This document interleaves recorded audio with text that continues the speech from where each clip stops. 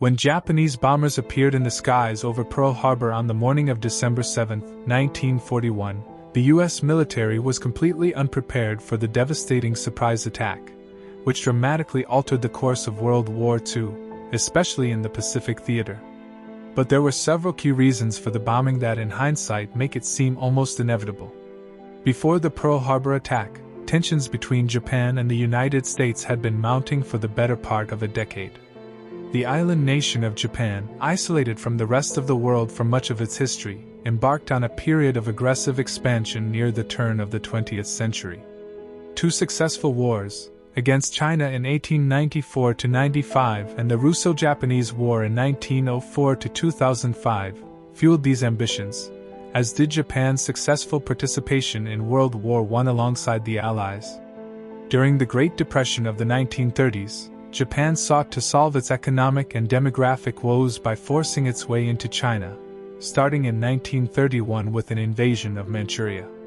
When a commission appointed by the League of Nations condemned the invasion, Japan withdrew from the international organization.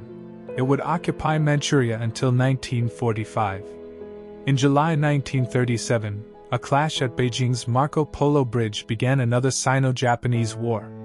That December, after Japanese forces captured Nanjing, the capital of the Chinese Nationalist Party, or Kuomintang, they proceeded to carry out 6 weeks of mass killings now infamously known as the Nanjing Massacre. In light of such atrocities, the United States began passing economic sanctions against Japan, including trade embargoes on aircraft exports, oil and scrap metal, among other key goods, and gave economic support to Kuomintang forces. In September 1940, Japan signed the Tripartite Pact with Germany and Italy, the two fascist regimes then at war with the Allies. Tokyo and Washington negotiated for months leading up to the Pearl Harbor attack, without success.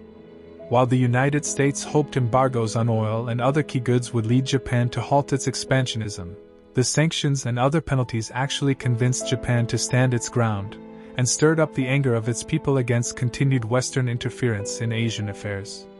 To Japan, war with the United States had become to seem inevitable, in order to defend its status as a major world power. Because the odds were stacked against them, their only chance was the element of surprise. In May 1940, the United States had made Pearl Harbor the main base for its Pacific Fleet. As Americans didn't expect the Japanese to attack first in Hawaii, some 4,000 miles away from the Japanese mainland, the base at Pearl Harbor was left relatively undefended, making it an easy target. Admiral Isoroku Yamamoto spent months planning an attack that aimed to destroy the Pacific Fleet and destroy morale in the U.S. Navy, so that it would not be able to fight back as Japanese forces began to advance on targets across the South Pacific. Japan's surprise attack on Pearl Harbor would drive the United States out of isolation and into World War II, a conflict that would end with Japan's surrender after the devastating atomic bombing of Hiroshima and Nagasaki in August 1945. At first, however, the Pearl Harbor attack looked like a success for Japan.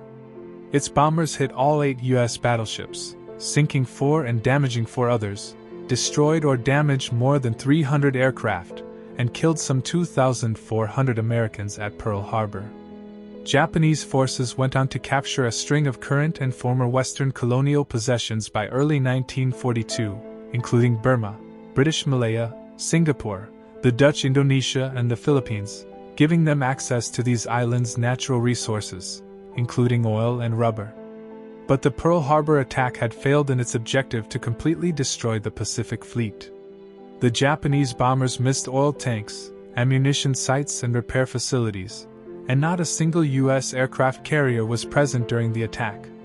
In June 1942, this failure came to haunt the Japanese, as U.S. forces scored a major victory in the Battle of Midway, decisively turning the tide of war in the Pacific.